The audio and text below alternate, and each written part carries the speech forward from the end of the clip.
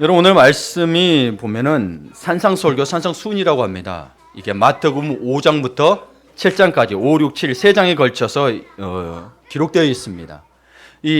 여기도 써져 있죠. 영어로 Sermon on the Mount. 마운트가 산을 얘기하고 마운테인을 이야기하는 건데 산 위에서의 설교, 설교를 또 여기를 가르침. 그래서 여기 5장 2절을 보면 뭐라고 되어 있지? 읽어볼까요? 입을 열어 가르쳐 이르시되 He taught and saying 이렇게 되어 있습니다. 그래서 주님께서 가르치셨다는 거예요.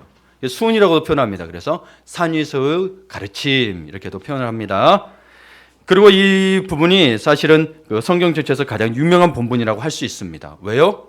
예수님이 직접 하신 설교예요. 예수님이 직접 하신 설교가 흔치 않습니다. 제자들에게 하는 말들은 있는데 흔치가 않아요. 사실 이 유명한 본문을 이 산상설교를 목회자가 참 설교하기가 어렵습니다. 왜냐하면 예수님이 이야기하신 그 말씀을 목회자가 감당하지 못하고 전한다는 게 사실 너무나도 힘이 들지만 저도 여러분과도 같은 성도의 입장에서 이 말씀을 전하고 듣고자 합니다. 그러니 여러분에게도 동일한 은혜가 있기를 간절히 축복합니다. 이 산상설교에 대해서 하나님이 할 수 있도록 마음을 주셨을 때 벌써 지금 이게 5주 전이에요. 근데 이게 분량이 많아요. 그냥 쉽게 할 수 있는 부분이 아니었습니다. 그래서 한 8회에서 10회 정도까지 이 설교가 될 겁니다. 그 다음 주에는 여러분께서 마음이 가난한 자가 시작이 될 거예요. 오늘은 사실 여러분께서 보셔야 될 것은 우리 이 팔복에 대한 전체적인 흐름을 좀 봤으면 좋겠어요. 5장에서 7장까지. 그러면 이거를 기억하시고 보셔야 이거에 대해서 맥락이 더 이해가 됩니다. 자, 보도록 하겠습니다. 오늘 1절에서 12절까지 읽었는데 팔복에 대해서 복이 있나니 그래서 원래 시작돼야 되는 거거든요. 이 3절에서 10절에서 시작은 헬라어로는 마카이오이 이렇게 시작되고요. 영어로는 blessed 이렇게 시작됩니다. 그러나 한국말은 심령이 가난한 자는 애통한 자는 이렇게 표현이 되어 있죠. 여러분 아시겠지만 영어, 외국권에서의 서양의 언어에서는 도치법이라는 게 있습니다. 우리나라도 있긴 한데 이게 형용사인데 앞으로 왔다는 것은 이게 중요하다는 거죠. 강조가 되는 거예요. 그래서 이미 여러분 blessed 이거는 복이 있나니 뜻인 거예요. 그래서 복 있는 사람은 이미 복이 있다는 걸 의미하는 거예요. 근데 우리는 어떻게 하죠? 하나님 저는 복이 없어요. 내가 원하는 게 안 돼서 복이 없다는 거지. 이미 여러분 구원을 받은 자는 복이 있다라고 이야기하고 있는 거예요. 이 팔복이. 근데 우리가 복을 놓치고 있죠. 그러니 팔복을 암송하시는 게 좋습니다. 저도 암송을 했었는데 하여튼 보면 기억나지만 여러분 나 복이 없는 것 같아요. 아니요. 기본적으로 이 팔복이 있습니다. 우리가 믿지 않고 이대로 살지 못해서 복음의 능력이 안 나타나는 것 뿐이에요. 왜 그런가 한번 보도록 할게요. 왜 그런가. 특별히 이 마카이오이라는 이 헬라어는 마카이오스, 이제 오이는 복수거든요. 그래서 복이 있다는 복수를 얘기해요. 여러분 모두를 이야기하는, 성도들을 이야기하는 거예요. 그래서 마카이오스라는 단수에서 오게 되는 건데 이 마카이오스라는 말에는 사실 원래 의미는 행복이라는 뜻이에요. 우리가 말하는 새해 보면은 복주머니에 쓰는 복복자, 이 복에도 행복이라는 한자로 쓰긴 하지만 사실 영어로 해피네스가 더 맞습니다. 근데 여기 해석은 블레스드로 되어 있죠. 왜요? 주님이 주셨으니까. 예, 축복이니까. 예. 근데 여러분 한번 보시면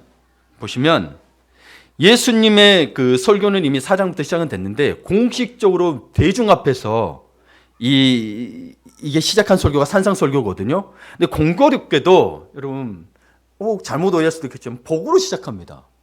그런데 여러분 하나님께서도 인간을 창조하시고 가장 먼저 하신 말씀이 뭔지 아세요? 창세기 1장 28절에 창조하시고 가장 하신 말씀이 하나님이 그들에게 복을 주시며 이렇게 되어 있습니다. 자, 인간에게 그 다음에 타락해서 대홍수가 일어났습니다. 대홍수 뒤에도 노아와 그 가족들만 남았어요. 9장 1절에 하나님이 이렇게 이야기합니다. 하나님이 노아와 그 아들들에게 복을 주시며 시편 1편도 시작이 복 있는 사람은. 여러분 이 성경의 흐름을 볼 때 하나님의 영감으로 쓰여진 이 성경을 볼 때 하나님이 우리를 위한 첫 번째 목적은 항상 복 주시는 것을 알 수 있습니다. 예, 이런 하나님의 의도를 안다면 우리가 복을 구하는 것이 잘못된 것이 아니고 성경적이고 영적인 것임을 알 수 있습니다. 문제는 우리가 추구하는 복이 썩어 없어질 것을 추구하니까 문제가 된다는 거죠. 하나님과의 인격적인 관계, 하나님과의 친밀함을 원하는 것이 아니라 물질적인 것을 먼저 구하는 데 있다는 겁니다. 찔리죠. 저도 찔려서 숨고 싶은데, 그리고 복을 구하는 것도 사실은 먼저 자기만의 이익과 행복을 먼저 하고 있다는 거예요. 무슨 말이냐면, 여러분 이 말씀에서 보세요. 제가 그런 분도 있고 안 그런 분도 있겠지만 저는 이런 이야기를 들을 때 이런 마음이 듭니다. 어떤 이야기냐면, 하나님, 제가 베풀 수도 있고 교회도 쓸 수 있게 물질을 많이 주십시오. 정말 순수하게 그런 분도 계시겠지만 사실은 그 의도 속에는 나도 물질을 갖고 싶어요라는 말이 담겨 있거든요. 하나님의 사역은 물질이 있어서 하는 게 아닙니다. 이분은 무에서 유를 창조하신 분이긴 해요. 없어서 하는 걸 더 가치 있게 생각합니다. 근데 많은 이들이 아니 근데 하나님이라면 돈 써야 되지 않겠어요? 아니 필요하죠. 근데 그게 하나님을 그렇게만 국한하지 말라는 거예요. 하나님이 있고 없고가 중요한 분이 아니에요. 하나님 믿고 따르는 걸 중요하게 생각합니다. 사울 왕이 전쟁을 먼저 치렀죠. 그리고 사무엘이 제사장만이 드려야 될 예배를 자기가 예배를 드립니다. 그리고 하나님 말씀했어요. 거기에 다 진멸하라 그랬는데 가장 좋은 걸 남겨놨어요. 그래서 하는 말이 사울 왕이 뭐예요? 하나님 앞에 좋은 걸로 돼서 예배 드리려고 한다 그런 거예요. 주님이 이야기합니다. 제사 순종 없으면 필요 없다. 내가 수장을 원하고 내가 재물을 원하는 게 아니다라고 이야기하죠.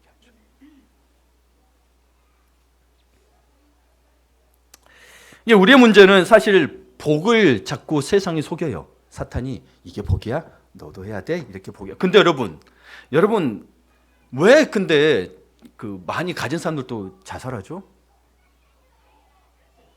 가지면 행복하면 그러면 좋겠죠, 그렇죠? 그럼 저도 갖고 싶어요. 행복이 그게라면. 우리의 행복이 자꾸 남편, 아내, 자녀들 먼저 되게 되는데 여러분 그게 아니고 오늘 정말 말씀에서 여러분 바라야 될 게 먼저 결론적으로 얘기하면 여러분 이 팔복이 무슨 말이냐 여러분 안에 이미 있다는 건데 사탄이 속이거나 혹은 내가 알려고 하지 않았고 내 욕심이 따라 들어가니 이 팔복을 무시해버렸어요. 이걸 한번 찾아가 봤으면 좋겠습니다. 그래서 여러분 이런 현실, 예수님 때나 지금이나 여러분 우리 뭐 청년부 모여가지고 이야기하는데 나중에 뭐 AI 시대도 뭐가 바뀌고 뭐 하는데 사실 인간은 뭐 우리의 생활 패턴이나 뭐가 바뀌지만 인간은 안 바뀌어. 인간은 똑같아 보니까 옛날이나 과거나 책을 읽어보면 역사서 보면 인간은 여전히 타락하고 인간은 여전히 죄성이 강하고 인간은 여전히 속이고 여전히 이간질하고 살인하고 질투하고 시기하고 수군수군대고 미래라고 안 그럴까요? 이런 현실 속에서 예수님께서 산상수훈의 첫 번째 가르침을 팔복을 선포하셨다는 것은 이것이 인간의 참된 복이라고 이야기하고 있는 거예요. 이것이. 그래서 여러분 팔복을 누리는 복된 자가 되시기를 축복합니다. 그래서 오늘은 산상설교의 첫 번째 설교니까 세부 항목으로 들어가기 전에 성경 구절들을 들어가기 전에 산상설교의 전체 흐름을 좀 보도록 하겠습니다. 이것도 배경이 있어요. 마태복음 4장부터 좀 봐야 되는데 마태복음 4장을 보면 어떤 사건이 있냐면 예수님이 성령에게 이끌려 광야로 가시고 마귀에게 시험을 받으신 후 말씀으로 물리치시고 공생애를 시작합니다. 사실 광야에 들어간 게 여러분 금식하기 위해서가 목적이 아니고요. 마귀 시험 받기 위해서 사실 광야에 들어갔어요. 네. 그렇게 성경에 기록되어 있어요. 그 공생애를 시작합니다. 그리고 나서 예수님의 첫 설교가 대중 앞에서 말고요. 이런 일반적인 설교가 4장 17절에 나오는데 이때부터 예수께서 비로소 전파에 이르시되 회개하라 천국이 가까웠느니라 하시더라. 예수님이 역사의 무대에 사실은 이제 등장하신 거예요. 역사의 무대에. 이때 먼저 하신 설교가 회개하라 하나님의 나라가 가까이 왔다는 것입니다. 그리고 4장 23절에 보면 예수님의 공생의 공식적인 그 사역의 초기 사역이 뭐냐면 예수께서 온 갈릴리에 두루 다니시며 그들의 회당에서 가르치시며 천국 복음을 전파하니라 됐습니다. 지금 따면 교회를 다니며 천국 복음을 전파했다는 거예요. 그래서 목사들이 이 복음이 빠지고 하나님 나라가 빠진 거는 여러분 뭐 다른 때 주제별로 하면은 좀 빠질 때도 있겠죠. 그러나 이게 1년에 한 70, 80%도 안 된다 그러면 여러분 고민해 보셔야 됩니다. 그게 복음이 없다면, 이게 없다면. 이게 없으면 우리가 구원을 받을 수 없는데 다르게 착하게 살고 성공을 할 수 있겠죠. 다른 좋은 말들. 교회 안 오셔도 들을 수 있다니까요. 그거는. 교회 안 오셔도 저보다 훨씬 유능하고 뛰어난 강사들 많이 있어요. 인터넷만 찾아도 김미경 씨 아주 뛰어난 스피치입니다. 스피쳐요. 말 잘합니다. 설명석 씨는 어때요? 그렇죠? 이번 지구촌 교회 다니는 걸로 알고는 있지만 하여튼 이런 분도 계세요. 그러니까 여러분 예수님께서는 갈릴리 온 회당을 다니며 하나님 나라의 복음을 선포하셨다는 겁니다.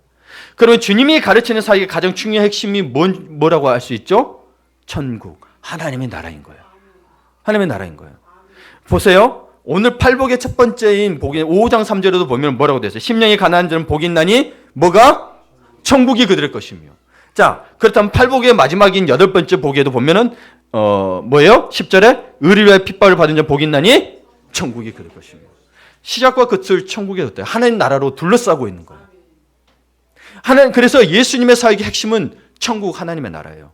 그런데 여러분 우리가 좀 착각하고 있는 게 나중에 가서 천국을 누린다고 생각하고 있는데 그게 아니고 지금이라니까요. 무슨 말이냐면 우리 요한복음을 지금 새벽기도와 큐티로 하고 있습니다. 거기에 보면 영생이 나옵니다. 영생은 어떨 때 오는 거죠? 예수를 믿으면, 그리고 믿는 것만이 아니고 내 안에 계셔야 돼요. 그럼 그게 영생인데 다들 착각해요. 그것 따로 영생은 천국 가에 받는 걸로 생각을 해요. 영생이니까. 지금은 영생이 아니고 그러면 예수 믿는 건 뭐가 돼요? 영생이 거기 있다고 그랬는데. 여러분, 그래서 예수를 믿는 순간부터 우리는 천국의 삶, 영생의 삶이 시작되고 있는데 분리하고 살고 있단 말이에요. 그래서 이 땅에서는 이 땅의 것만 짜져가요. 아니, 이미 여러분은 천국 백성이고 시민인데 그 시민권자답게 못 살고 있는 거예요. 예를 들어서 여러분, 우리 참 미국의 시민권 갖고 싶어 하잖아요. 그렇죠? 솔직히 말하면 거기에 옛날부터 그래서 아메리칸 드림을 꿈꾸고 갔단 말이에요. 근데 시민권을 받았음에도 불구하고 한국 사람처럼 사는 거예요. 쉽게 말하면. 근데 한국 사람처럼이 아니라 아예 네팔 사람처럼 살고 이러고 있는 거예요. 천국 시민권자인데, 미국 시민권자인데. 왜요? 복은 이미 있는데, 그게 있는데, 권리가 있는데, 그거를 자기가 인정을 안 해. 마찬가지예요. 여러분, 지금 이 세상에 쫓아가는 건요, 내가 영생이 있는데 영생이 없다라고 여러분 스스로 부인하는 거예요.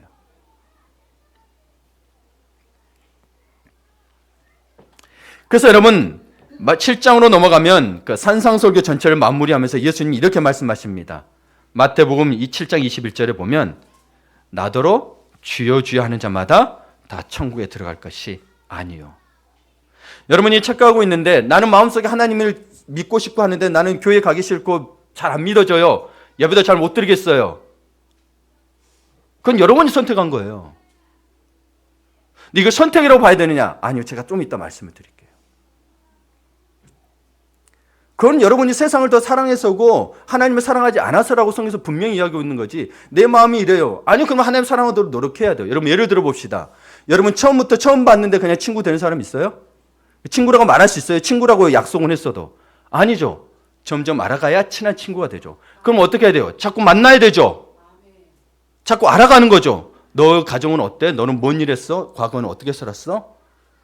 주님, 예수님 이야기도 마찬가지예요. 복음서 그렇게 돼 있는데 우리는 근데 하나님 앞에 가까이 오지 않으면서 자꾸 하나님 나가는 게 싫어요. 교회 가기 싫어요. 그런단 말이에요. 그건 뭔 말이에요? 주님하고 친밀하려고 자기가 아는 거예요. 그런데 왜 친구하고는 친해져요? 똑같아요. 우리 인간은요, 친해지려면 자꾸 만나야 돼요. 사람하고는 그러면서 왜 하나님하고는 안 그러냐는 거예요. 그렇죠? 그러니 나더러 주여 주여 하는 자마다 천국에 들어갈 것이 아니라는 거예요. 말로만 하면 뭐 하냐는 거예요. 찾아와야지. 그래서 말로는 여러분 속지 마세요. 나 교회 가고 싶은데 이런 일이 있어서 안 가요. 다 거짓말이에요. 그건 거짓말이에요. 로마서 1장에 나와 있어요. 하나님을 마음에 두기 싫어함이에요. 모르는 게 아니고요. 마음에 두기 싫어하는 거예요. 뭐가 들어왔어요? 세상의 즐거움, 세상 쾌락, 이생의 자랑, 안목의 정욕, 물질, 사람, 쾌락. 그렇죠? 네. 여러분 그거를 다 대선물로 여기니 주님 한 분만이 남은 거예요, 사실은. 그래서 주님 한 분만으로 만족이 되는 거예요. 빨리 돌아올수록 좋아요. 네, 진짜로. 그럼 이 팔복을 누릴 수 있다니까요. 네, 진짜로. 얼마나 귀한 줄 몰라요. 봅시다. 그래서 이 팔복은 하나님 나라에 속한 우리들, 그분의 백성들이 그러니까 성도들이 어떠한 속성과 본질과 성품을 가지고 있는지를 이야기하고 있는 거예요. 사실 이렇게 하면 이렇게 복이 받는다로 한국말로 구조가 돼 있는데 사실 영어나 헬라 구조로 볼 때는 그게 아니거든요. 그래서 여러분 왜 그렇게 풀어가야 되는지 한번 보도록 할게요. 한국말에 이런 의미를 안 담고 있다는 게 아니에요. 이 한국어가 그래서 세계적인 언어가 될 수 없는 한계가 좀 여기 있어요. 이게 감정적인 표현은 잘하지만 논리적인 표현이 좀 약해요. 예, 예. 무슨 말인지 아시겠죠? 그래서 여러분, 그러나 한국말로 이렇게 표현하시는 것도 참 은혜입니다. 예. 여러분, 이 팔복을 통해서 하나님 나라의 백성은 이 땅을 어떻게 살아야 할까요? 라고 물을 때 첫 번째로 다르고 구별되게 살아야 한다는 겁니다. 이게 성도의 삶이라는 거예요. 다르고 구별되게 살아야 된다. 팔복에서 이야기하고 있는 게 그건 거예요. 예수님의 산상설교 전체가 사실은 그래요. 다르고 구별되게 살아라. 하나님 나라의 백성은, 여러분은 이미 복 있는 사람입니다. 그러니까 복 있는 사람은 이 땅을 어떻게 살아야 하는 것인가를 이야기하는 것이지, 복이 있으니 그 복을 가지고 어떻게 살아가는 걸 이해하는 것이지, 이렇게 살아야 복을 받는다는 게 아니에요. 그래, 자꾸 복 달라고만 기도하는 거는 애기요, 애기. 이미 복을 받았다니까요. 아까 이야기했죠. 창세기 1장에서 그들에게 복을 주심에, 창세기 9장 1절에 노아 아들들에게 복을 주심에, 시편 1편도 복 있는 사람은 이미 있는 거예요. 오늘 보면 blessed 복이 있나니, 과거, 현재, 미래, 복이 있다라고, 이게 그때만 있다는 게 아니고 예수님이 그때 얘기하신 게 미래까지 다 영향을 끼치는 거니까요. 그분이 하나님이시니까 우리 안에 복이 있어요. 근데 이걸 인정 안 해요. 팔복을 좀 암송하세요. 그래서 계속 떠올려 보세요. 그래서 이 팔복의 복을 누리지 못하니 복음의 능력이 안 나타나는 거예요. 봅시다. 특별히 여러분, 또 한 가지 여러분이 생각하고 보셔야 될 게, 많은 이들이 부흥이나 뭔가 보면 능력이 있다, 권세 있다 그러면 막 뒤집어지고 입신 들어가고 방언하고 하는데, 뭐 그게 필요 없다 그건 아니에요. 근데 여러분, 가장 위대하시고 하나님이 직접 설교를 하셨는데 여기에 이 산상설교에는 그런 사건이 하나도 없습니다. 하나도 없어요. 마태복음 7장 한번 가보시게요. 7장 28절을 봅니다. 자, 보세요. 예수님의 말씀을 같이 읽어볼까요? 예수께서 이 말씀을 마치심에 무리들이 그의 가르치심에 놀라니. 이거 하나예요. 여러분, 말씀을 듣고 여러분의 마음에 찔림이 있다, 혹은 내가 이렇게 살지 못해서 안타까움이 있다, 놀란 거예요. 그게 말씀의 능력인 거예요. 뒤보여지고 방언받아야 말씀 능력, 그건 은사적인 거고 따로 뭐 기도해서 하면 되고, 여러분 말씀을 통해서는 내 삶의 마음의 변화가 일어나야 진짜 말씀의 능력인 거예요. 근데 자꾸 뭐 이렇게 뒤집어지고, 필요하죠. 필요한데 그것이 마치 은혜 받은 거냐 착각하지 말는, 그건 은혜가 아니고 그냥 선물이라니까. 달라요. 물론 은혜, 선물도 은혜에 들어가요. 그러나 진짜 예수님이 전했더니 무리들이 놀라더라. 그러면서 이분이 다르다는 걸 알게 되는데, 뭐가 달라요? 자기들이 가르치던 서기관과 바리새인과 다르다는 걸 29절에 이야기하죠. 그 예수님이 그 가르치는 것이 권위 있는 자와 같고 그들의 서기관과 같이 아니함이로라. 말씀의 권위가 나타났던 거예요. 그렇죠? 이게 달라요. 이게 달라야 되는 거예요. 여러분에게도 이게 달라야 돼요. 그래서 여러분 마태복음 5장 20절에 보면, 너희의 의가 서기관과 바리새인보다 더 낫지 못하면 결코 천국에 들어가지 못하리라고 예수님이 이야기하세요. 바리새인 서기관은 나아야 된대요. 그래서 6장에 보면 이 산상설교 6장의 핵심은 뭐냐면, 그들을 본받지 말라고 계속 경고하세요. 그들을 본받지 말라. 그런데 이것이 6장의 산상설교의 핵심이에요. 그러면 목사님, 산상설교의 핵심은 하나님 나라고 천국이라는데 왜 그들을 본받지 말라고 하십니까? 네, 좋은 질문이에요. 제가 이야기하고 제가 질문해요. 좋은 질문입니다. 여러분, 이 땅에서 하나님 나라의 백성으로 살아간다고 하면 세상을 본받지 않는 거예요. 무슨 말이냐? 우리의 가치관, 세계관, 윤리관이 세상과 달라야 한다는 거죠. 달라야 한다는 거예요. 그래서 그들을 본받지 말라고 하는 것이 그게 하나님 나라라는 거예요. 무슨 말인지 아시겠죠? 바리새인의 위선적인 경건의 모양과도 달라야 되고 서기관의 윤리적인 궤변에도 달라야 된다는 거예요. 예. 어떤 목사님은 이 구절에서 이렇게 말씀하시는 것을 제가 보았습니다. 너희의 의가 서기관과 바리새인보다 더 낫지 못하면 결코 천국에 들어가지 못하리라. 마태복음 20장의 구절을, 이것은 예수님이 우리에게 입혀주시는 의를 말합니다. 바리새인과 서기관들은 종교적인 열심이 특심했는데 특별한 마음이 있었다는 거예요. 우리가 그들보다 더 나은 의를 행한 것은 불가능합니다라고 말하더라고요. 자, 좋습니다. 이 목사님 해석대로 우리가 그들보다 더 나은 의를 행하는 것이 불가능하다면 예수님이 말씀하신 마태복음 5장 20절은 어떻게 받아들여야 되죠? 예수님이 과장해서 하신 말씀인가요? 아니요. 예수님은 과장할 필요도 없는 분이시죠. 여러분 온 우주를 찬송하신 분이 무슨 과장이 필요해요. 그분은 말씀하시면 되는 분인데. 여러분 이게 참 조심스럽습니다. 내가 안 되면 성경도 안 된다고 착각을 해요. 내가 안 되니 성경 이건 이렇게 해석해야 돼. 아닙니다. 예, 내가 안 되면 되도록 말씀에 따라가도록 해야 되는 거죠. 말씀의 권위를 땅에 떨어뜨려 보니까 말씀의 권위가 지금 안 선 거예요, 사실은. 자꾸 목사님들도 그렇고 자기들처럼 해석해 버리니까. 그래서 예수를 믿어 의롭다 여김을 받은 모든 진실한 성도는 이 땅을 살아갈 때 다릅니다. 누구와 다르죠? 바리새인과 서기관과 또 그리고 나중에 나오지만 사두개인과도 달라야 되는 거예요. 세상과 달라야 돼요. 근데 여러분 바리새인과 서기관은요 정말 열심히 살던 사람이에요. 우리 경건 생활을 얼마나 잘하는지 몰라요. 시간 딱딱 정해서 하고 11조도 잘하고 뭐 다 잘했어요. 그러면 여러분 그들보다 더 나은 일을 행해야 되는 게 무슨 말일까요? 사실 행위로는 그들을 따라갈 수가 없어요. 근데 그렇게 할 수도 있어요. 우리는 경건의 모습은 사실 그렇게까지 해야 돼요. 근데 주님이 말하는 건 그 경건의 행위를 말하는 걸까요? 더 나은 의를 행하라 그랬을 때는 뭐예요? 이건 뭐냐면 이게 여러분 궁금하실 거예요. 잘 기억하세요. 하나님의 기준에 따라 하나님이 정하신 대로 사는 거예요. 다시 하나님의 기준에 따라 하나님의 정하신 대로 사는 건데 바리새인과 서기관이 놓친 것이 있어요. 하나님이 정하신 대로 살았는데 하나님이 기준을 놓쳤어요.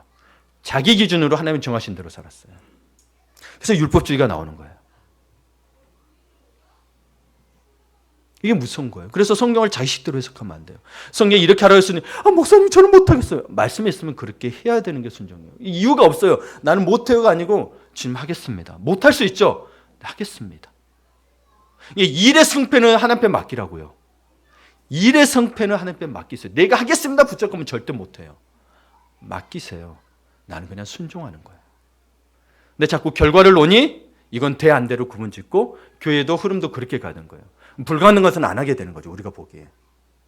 주님은 그게 아닌데. 잘 생각하세요. 그래서 성도는 우리는 바리새인과 서기관보다 더 나은 의를 행하는 자들입니다.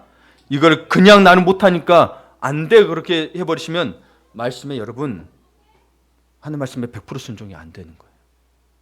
못할지라도 순종하시라는 거예요. 나는 안 되라고 이미 마음을 품지 마시고 나 못하는 건 맞아요. 그래서 은혜로 하는 거예요. 이 은혜가 없으면 어떻게 이게 가능하겠어요? 한번 예를 들어볼까요? 사실 여러분 이 팔복에는 먼저 제가 두 번째를 제목을 줄게요. 팔복은 성도라는 특성과 본질을 나타내고 있습니다. 팔복에는 성도, 여러분이에요. 여러분이 어떻게 살아야 될지, 어떤 특성이 있는지, 성도의 본질이 뭔지를 이야기하고 있다는 겁니다. 이 팔복에는. 봅시다. 오늘 이 팔복에는 이러한 복이 있다. 그러니 이런 복이 있기 때문이다라고 이야기하고 있는 게 어떤 말이냐면 이렇게 살면 복을 받는다. 쉽게 말하면 이렇게 살면 복을 받는다라는 해석을 할 수 있습니다.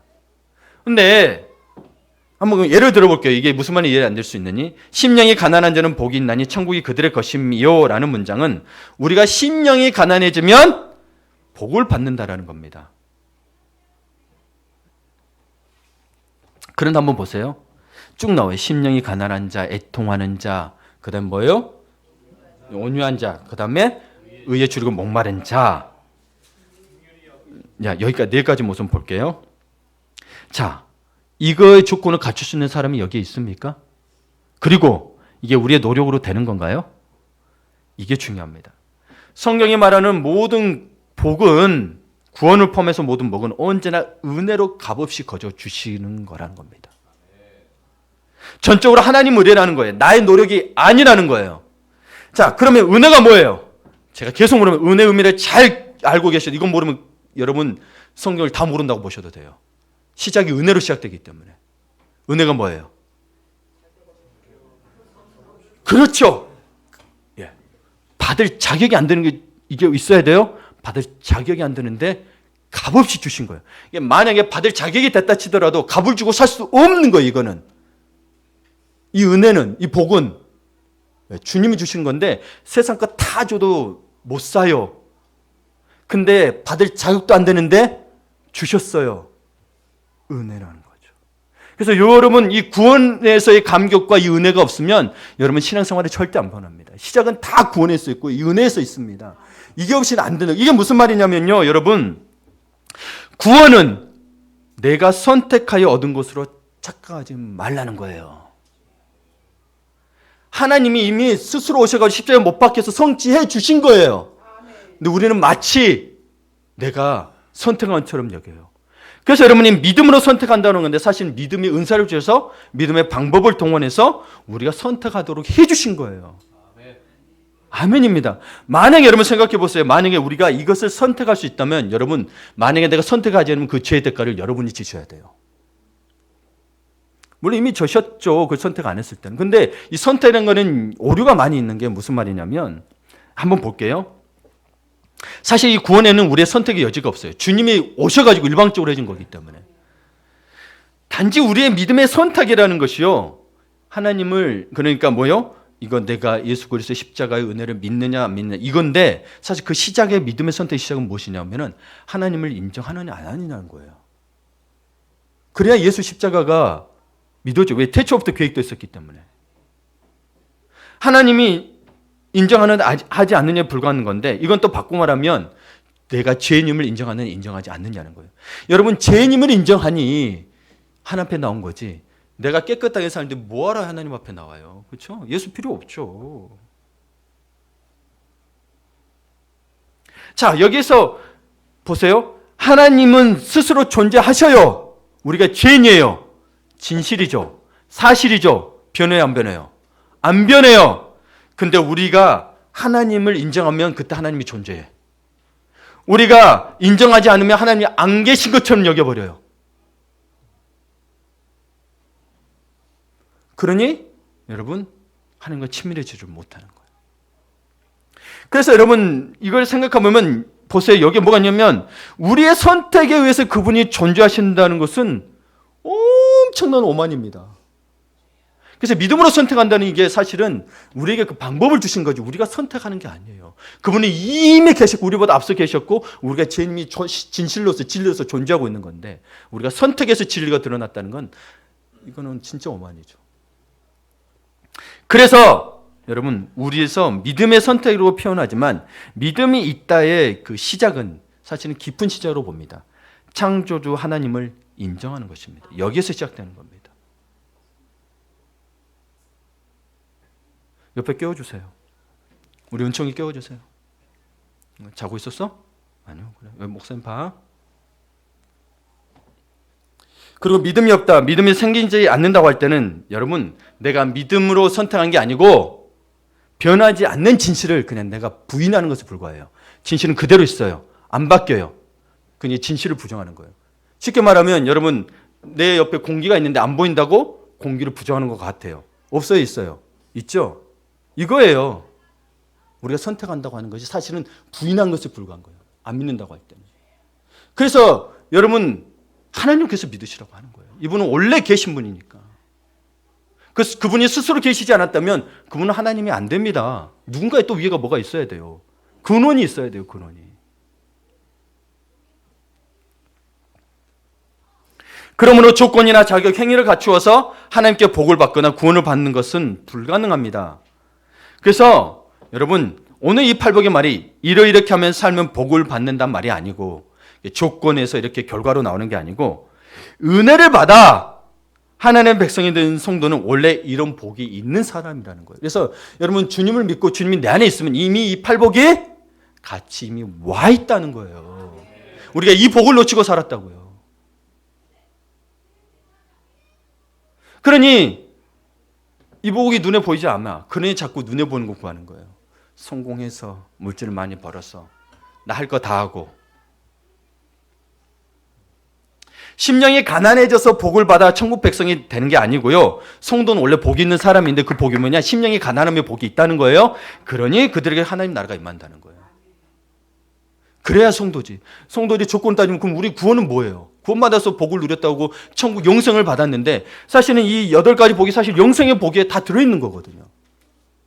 그러면 이렇게 되면 영생이 부인되는 거예요. 이걸 해야 되고 이렇게 된다 그러면 영생이 부인되는 거예요. 놀라운 사실입니다. 여러분, 제가 한글 성경으로부터 이걸 몰랐습니다. 은혜인 게, 저도 은혜인 게 이 구절을 연구하면서 이걸 놓치고 살았구나. 그래서 여러분, 여기서 팔복을 딱 이야기하면 심령이 가난함이 복이라는 거예요. 내게 있다는 거예요. 팔복이 뒤에 받는 거, 천국이 저희 것입니다. 이게 복의 초점이 아니고요. 심령이 가난, 이 땅을 살아온 우리에게 심령이 가난하니 천국도 같이 온 거예요. 예. 이미 복을 받았는데, 영생을 받았는데 천국을 못 누리고 사는 거예요. 이 복을 부정하니까. 천국만 달라고 하는 거예요. 안 오죠? 이 복을 부정하니까. 그렇죠?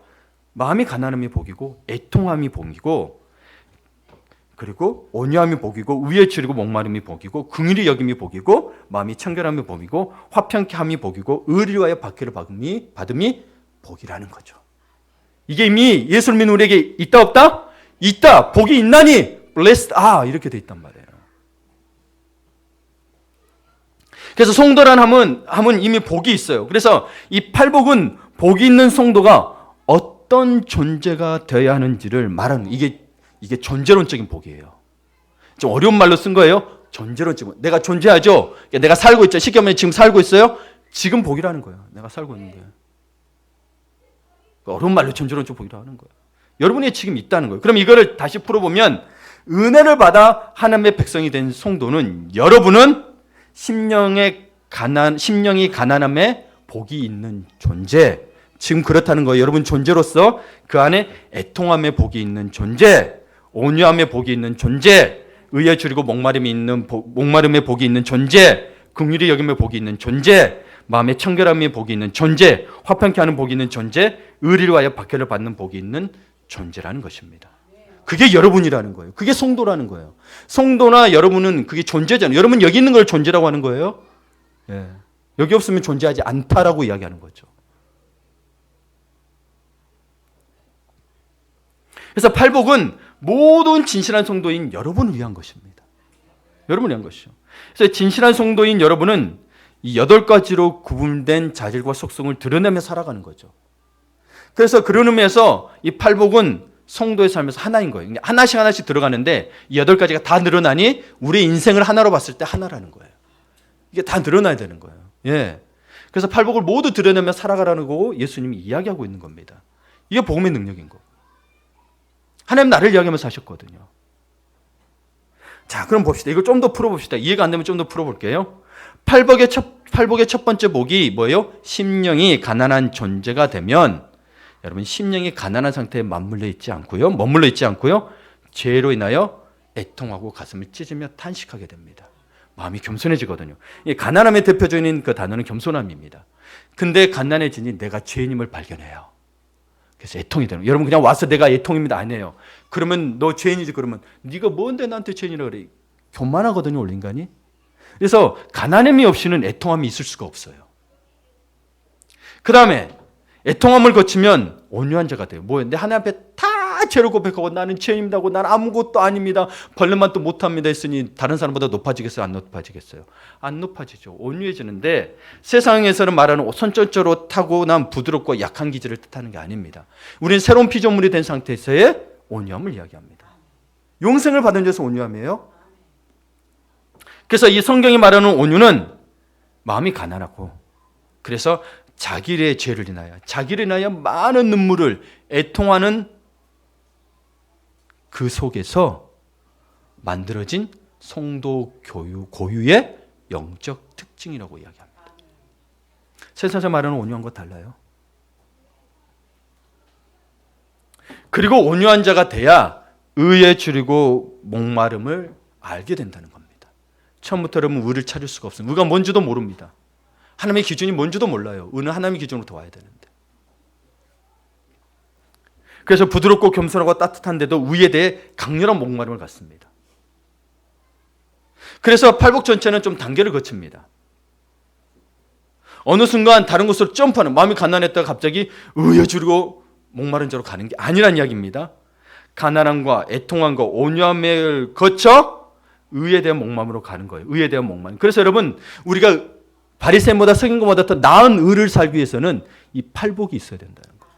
우리 힘으로 안 된다는 거예요. 그래서 은혜로 말미암아 이 복이 이미 와 있는데 이것이 드러나야 그들보다 의로운 삶을 살 수 있다는 거예요. 그래서 행위가 아니라는 이야기인 거예요. 은혜에서 비롯된 의를 살아야 된다는 거예요.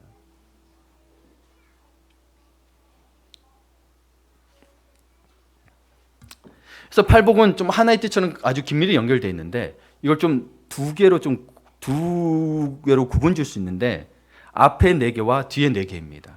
앞에 4개는 하나님과의 관계에서 맺는 특징입니다. 하나님과 먼저 관계를 맺으라는 거예요.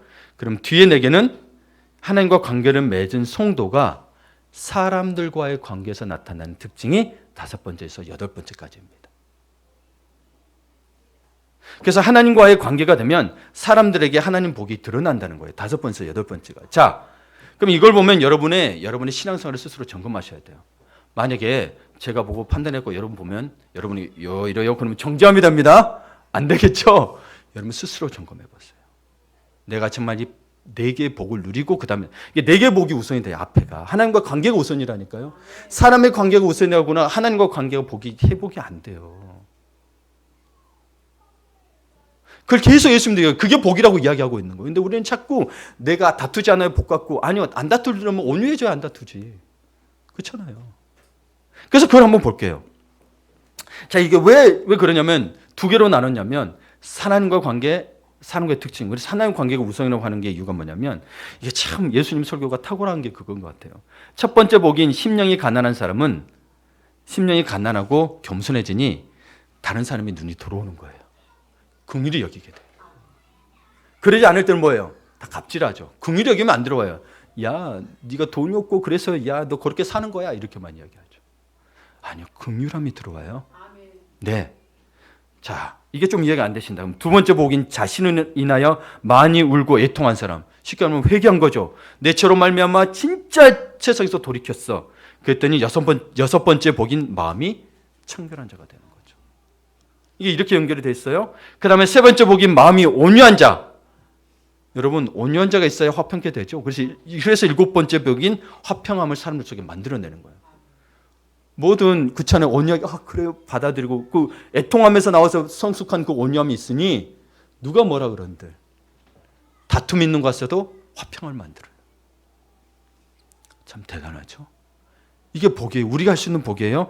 4번째 복인 의에 줄이고 목마른 사람은 8번째 복인 의를 위해 핍박받기를 두려워하지 않게 됩니다. 의에 대해 간절함이 있어야 이 의가 와서 여러분 너 죽을래 살래 그래도 예수 버릴래 안 버릴 때 죽으면 죽으리라 이렇게 할 수 있는 거예요. 무슨 이해 되시죠? 내게 믿음이 만약에 그런 것으로 바뀌게 된다면 물론 어떤 사정에 의해서 다른 사람 목숨을 살리기 위해서 내가 그렇게 했다 그건 좀 다른 식의 해석이 될 수 있겠는데 나에게 와서 물어봐요. 너 살래 죽을래? 예수만 부인하면 돼. 베드로가 그거 한 거잖아요. 죽을 것 같으니까 내 예수 몰라 그런 거잖아요. 의에 대한 진정한 갈망이 있으면 그 순간에도 여러분 죽음을 두려워하지 않는 핍박을 두려워하지 않는다라고 이야기하고 있는 거죠. 그게 그리스도의 삶이고 우리가 누려야 할 복이라는 거죠. 이게 그냥 되는 게 아니고 마음이 가난하고 뭐예요? 그 다음에 애통하고 온유하고 의에 줄이고 목마른 자가 되는. 그러므로 여러분 8가지 복은 단계별로 연결되어 있으며 앞부분과 뒷부분이 서로 연관되어 있다는 것을 알고 팔복을 봐야 합니다. 따로가 아니에요. 네 번째가 구분되는 것 같지만 단계적이라고 했어요. 하나님과의 관계, 뒤에 부분은 사람과의 관계. 근데 이건 결국 뭐예요? 이 하나님과 관계에서 비롯된 거예요. 그렇죠? 그러니 4개가 핵심이죠. 8개 다 핵심인데 4개가 하나님과의 그래서 관계가 친밀해지면 다른 문제들이 해결된다니까요. 근데 자꾸 우리는 우리 스스로 해결하려고 그래요. 은혜 가운데 못 들어가요. 우리 눈에 저게 자기 방식대로 안 되면 내가 해야 돼. 자기 방식 내려놓고 하나님은 어떻게 넣으시나. 때는 우리가 보기에 실패할지라도 내가 하는 편 맡겼다면 그건 그리스도 안에서 성공입니다. 그래서 성공인 거예요. 그래서 팔복은 성도의 삶, 곧 우리의 삶의 특징을 보여주고 있는 거예요. 세상과 다르다. 세상과 달라야 한다는 게 막연한 게 아니에요. 결국은 뭐예요? 세상의 복과 다르다는 거예요. 세상이 원하는 복과 우리가 원하는 복이 다르다는 거예요. 그러니 삶이 달라요, 안 달라요? 다르죠. 근데 왜 자꾸 같은 복으로 봐버리니 삶이 같아지는 거죠. 그리스도인도 구별이 안 되는 거죠. 그래서 마태복음 7장 29절에 가서 30절에 가서 뭐예요? 서기관과 가르침과 다르다라고 이야기하잖아요. 무리가 얼마나 많이 서기관과 바리새인에게 구약에 대해서 들었겠어요. 근데 가르침에 놀랐대요. 뭐예요? 하나님의 기준으로 보니까. 바리새인과 서기관도 하나님 정하신 대로 다 이야기하고 지켰어요. 그러나 자기 기준대로 율법을 세우느니 어떻게 돼요? 주일날 생명 구하는 게 중요한데 예수님의 제자들이 배가 고파서 미리사 까먹었다고 저거 유월절 어겼다고 정죄하죠. 돌 맞아 죽어야 된다 그러고. 죽어가는 영혼 살려줬더니 귀신을 쫓아내줬더니 유월절을 뭐 하냐고 예수님 핍박하고. 그렇게 되는 거예요. 그들의 율법에 어긋나요, 틀려요? 어긋나면 율법에는 어긋났으니 예수님이 죄를 범한 거죠. 그러나 하나님의 기준이 그거인가요? 아니요, 하나님 기준은 생명을 살리는 거라니까요. 율법을 지키는 것도 사실은 생명을 살리는 거지 율법 자체에 지키는 거가 핵심이 아니라는 거예요. 율법도 오게 된 게 사실은 약자를 보호하기 위해서 율법이 생긴 게 많죠. 그렇죠? 안 그러면 약자들은 그 힘에 올려서 다 죽어나가는 거예요.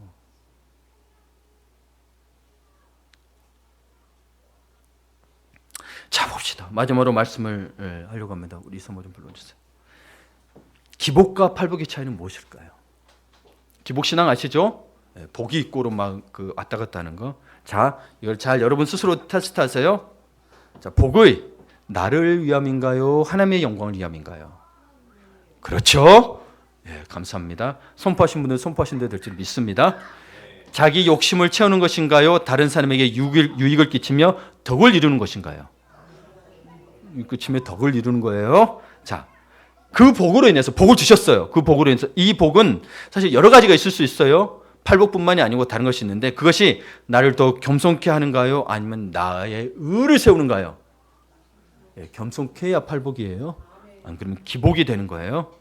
똑같은 거라도 똑같은 걸 받았더라도 무슨 말인지 아시죠? 그래서 무엇을 받았냐가 중요한 게 아니에요. 어떻게 나타나느냐가 중요한 거예요. 예.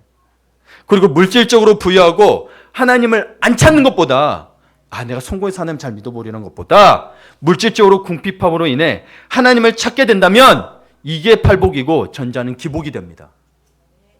잘 아시겠죠? 안 그럼 여러분 내가 나중에 잘 돼서 하겠다. 이게 다 기복이에요? 그리스도를 잘못 알고 있는 거예요. 기복입니다. 이미 팔복 우리 안에 있거든요. 근데 이 팔복은 나도 자꾸 기복으로 가는 거죠. 그래서 이 기복 있는 사람들 자꾸 말씀을 깊이 안 보려고 그래요. 힘들어요, 뭐예요, 막 이렇게 나온단 말이에요.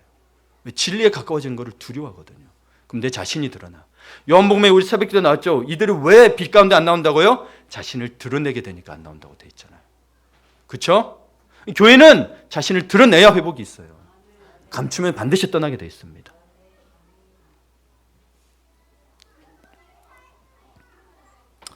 자, 또 보세요. 그 복이 하여튼 어떤 복이든 간에 구체적으로는 팔복으로 이야기할게요. 하여튼 여러분 생각하는 복이 더디게 올 때 기복은 화가 납니다. 못 기다리는 거 화가 나는 거요. 하나님을 원망합니다. 이게 기복입니다. 팔복은 오히려 그 기다림을 통해 영적으로 더 성숙해져 갑니다. 무슨 말이냐? 복을 구했는데 복이 안 와요. 근데 기다리면서 내가 성숙해져 가. 이걸 복이라고 이야기하는 거예요. 이게 내가 원하는 게 와야 복이라 아니라니까요. 기복은 그래서 결과를 보는 거예요.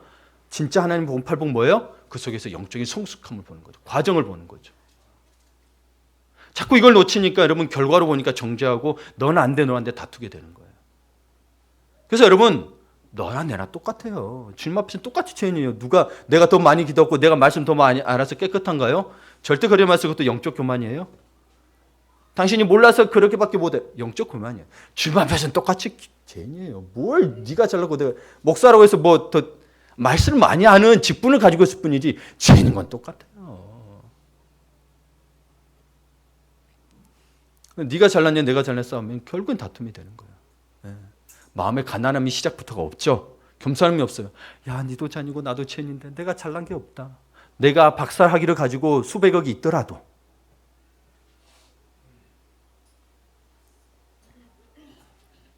복을 받을 그릇이 준비되지 않아 복이 임했을 때 오히려 더 교만해지고 세상으로 달려가게 된다면 그것은 기복을 넘어서 저주입니다.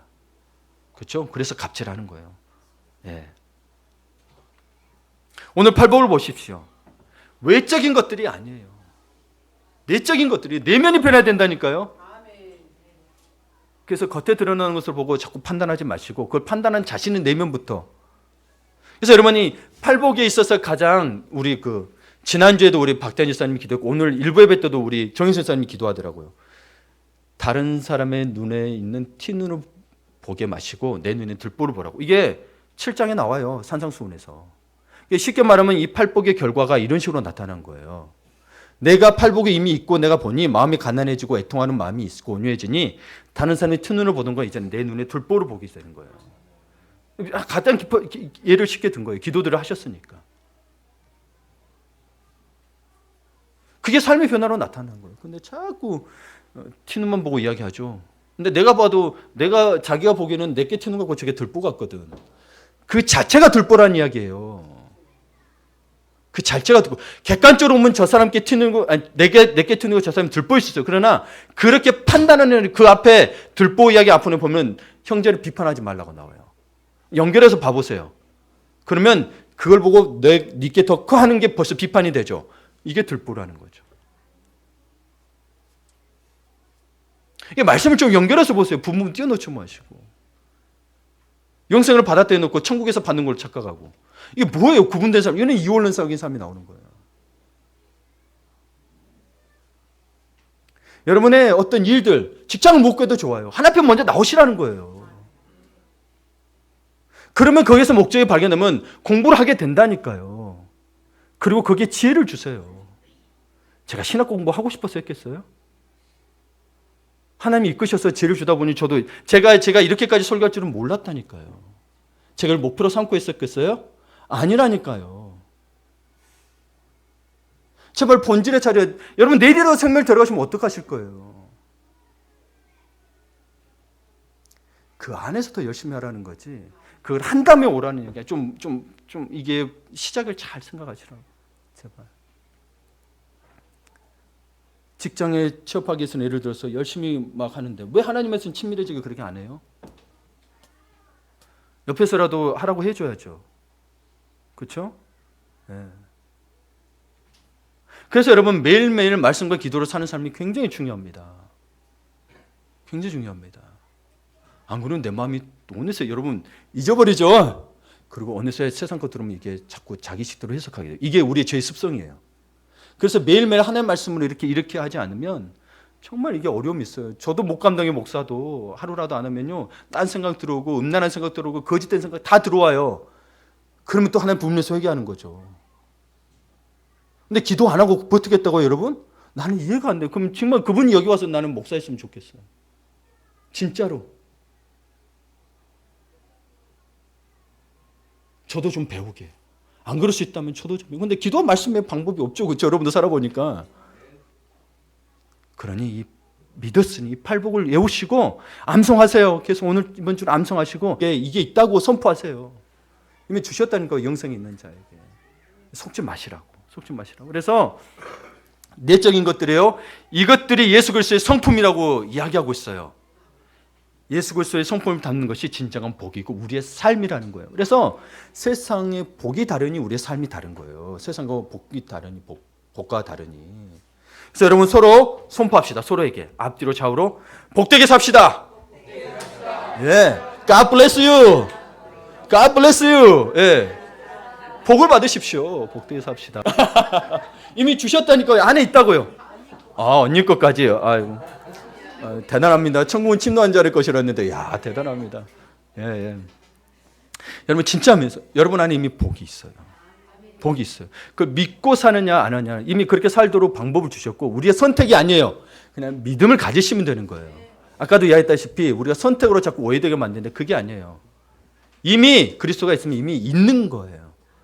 그걸 확신하느냐, 안 하느냐의 차이인 거예요. 거기에서 여러분 삶이 바뀌냐, 안 바뀌냐가 결정이 돼요. 그래서 오늘 함께 찬양합시다. 내가 주인 삼은 나중에가 아니에요. 나중에가 아니에요. 제발 내가 지금 먼저 삼고 있는 걸 좀 내려놓으라는 거예요. 네.